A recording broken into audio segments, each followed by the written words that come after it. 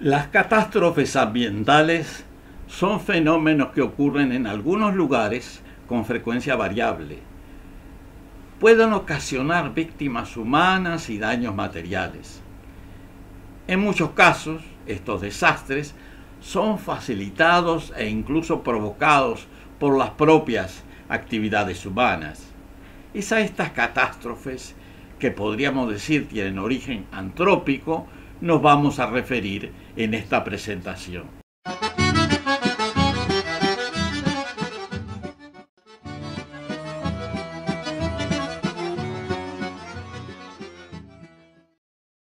Para empezar, nos ocuparemos de los desastres ambientales. En general se trata de procesos que involucran desplazamiento por gravedad de importantes volúmenes de materiales que pueden ser rocosos o constituidos por suelos, formaciones superficiales y emisiones volcánicas, y que se precipitan desde las laderas de las elevaciones y volcanes hacia los valles fluviales en forma casi instantánea. Para que ello suceda, se requiere que existan fuertes pendientes y una cobertura inestable cuyo desmoronamiento, deslizamiento o flujo tenga lugar en un periodo de tiempo muy corto, generalmente minutos y como máximo pocas horas. Se llama deslizamiento cuando un sector compacto de ladera de un cerro o volcán, incluyendo suelos y a veces también capas geológicas, se desplaza sobre una base rocosa resbalosa y llega en forma compacta al valle fluvial y puede generar un dique temporario que produce represado del agua fluvial y que al ceder libera la masa acuosa junto con sedimentos varios, afectando a las poblaciones que habitan aguas abajo. Un proceso relacionado se da cuando, a raíz de una lluvia intensa en suelos relativamente secos y con suficiente porosidad, estas formaciones superficiales se saturan de agua rápidamente, produciéndose una licuefacción que lleva al flujo de importantes masas de ladera que luego se mueven río abajo, dando lugar a inundaciones de lodo en los cauces bajos. Si ello tiene lugar en varias laderas de una misma cuenca al mismo tiempo, los materiales provenientes de las laderas, a menudo lodosos, con altos contenidos de arcillas y limos, pueden llegar con poca diferencia de tiempo a los principales valles fluviales, produciendo inundaciones barrosas en las llanuras adyacentes, causando daños a las viviendas y a los pobladores que habitan aguas abajo en ese valle. Estos procesos pueden darse en algunos volcanes que emiten lavas muy viscosas, que se solidifican antes de llegar a la superficie y bloquean la salida de los fluidos volcánicos, sobre todo gases, que son emitidos por los conos volcánicos, y aumentan la presión que ejerce sobre las paredes laterales de las chimeneas volcánicas y pueden producirse rupturas y explosiones con derrames de flujo de cenizas, escorias, que se llaman lapillis, mezcladas con gases calientes, que se denominan en general flujos piroclásticos. Estos descienden a gran velocidad por las laderas y generalmente poseen altas temperaturas y muchas veces no dan tiempo a retirarse para las poblaciones que viven en la falda de los volcanes. En algunas regiones con elevada densidad de población, estas situaciones pueden ser desencadenadas por la localización de urbanizaciones humanas en ciertas laderas inestables. Es el caso de los huaicos, que son fenómenos destructivos por flujo de escombros y barro que afectan regularmente a algunas poblaciones de las zonas montañosas costeras en Perú. A continuación describiremos un par de ejemplos. En primer lugar, el caso del huaico que ocurrió el 9 de marzo de 1987 en el distrito peruano de Lurigancho, Chosica, a unos 48 kilómetros de la ciudad de Lima. Esa zona tiene un clima semiárido, con precipitaciones inferiores a 100 milímetros anuales, concentrados en diciembre a marzo y a 800 metros de altitud. El huaico se inició luego de una lluvia intensa de 2 horas de duración que saturó el suelo. Estuvo directamente ligado a la ocupación urbana en las laderas cercanas a la ciudad de Lima, que aumentó la inestabilidad de los suelos de tal manera que aún con una lluvia moderada se produjo el desencadenamiento del desastre que terminó con más de un centenar de muertos y gran destrucción. Otro caso reciente tuvo lugar en el centro poblado de Mirabe, en el distrito de Ilabaya, a 65 kilómetros de la ciudad de Tacna, en Perú, Luego de intensas lluvias, se desató un huaico que afectó a toda la población. Mirave prácticamente desapareció, al cubrir el huaico todas las viviendas, dejando a la intemperie a 420 familias que requerían ayuda inmediata, como carpas, bienes de abrigo, aguas, alimentos y enseres, y además hubo varias personas fallecidas. Las zonas volcánicas son susceptibles a estos fenómenos debido al desarrollo de conos volcánicos, que a veces alcanzan grandes altitudes, poseen pendientes empinadas y suelos inestables. Estos suelos están constituidos por partículas pequeñas como cenizas o pequeñas escorias, altas temperaturas bajo el suelo que funden los hielos superficiales y frecuentes vibraciones sísmicas. Estos fenómenos de causa volcánica son denominados lahares, que en indonesio quiere decir flujo de barro o lava.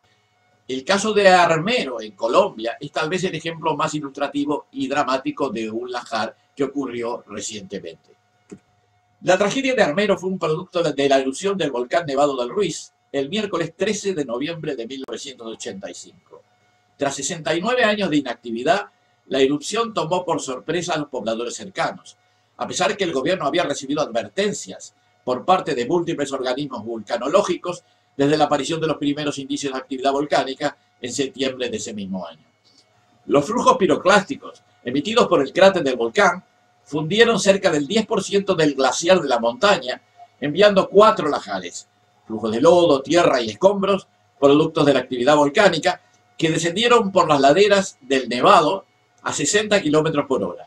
Los lahares aumentaron su velocidad en los barrancos y se encaminaron hacia los cauces de los ríos que nacían en el volcán. La población de Armero, ubicada en el cono de deyección del valle fluvial principal, a 50 kilómetros del volcán, desde Armero ni siquiera se veía el volcán, parecía que estaba lejos. Sin embargo, la población fue golpeada por los lahares, muriendo más de 20.000 de sus 29.000 habitantes. Los esfuerzos de rescate fueron obstaculizados por el lodo, que hacía casi imposible el moverse sin quedar atrapado. Para el momento en que los rescatistas alcanzaron Armero, 12 horas después de la erupción, muchas de las víctimas con heridas graves ya habían muerto. Un día después de la erupción se llevaron a cabo varios intentos de evacuación, pero debido a una tormenta las comunicaciones se vieron restringidas. Muchas de las víctimas se mantuvieron en sus hogares, tal como se les había ordenado, creyendo que la erupción ya había terminado. Yo tuve oportunidad de visitar Armero poco después del desastre y de la ciudad no se conservaba prácticamente nada en pie.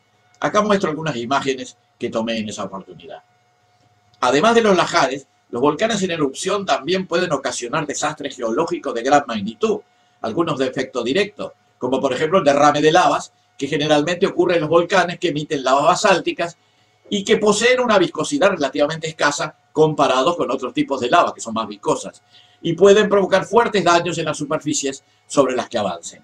Pero debido a que su avance es relativamente lento, los pobladores tienen más tiempo para alejarse de la zona de riesgo del volcán.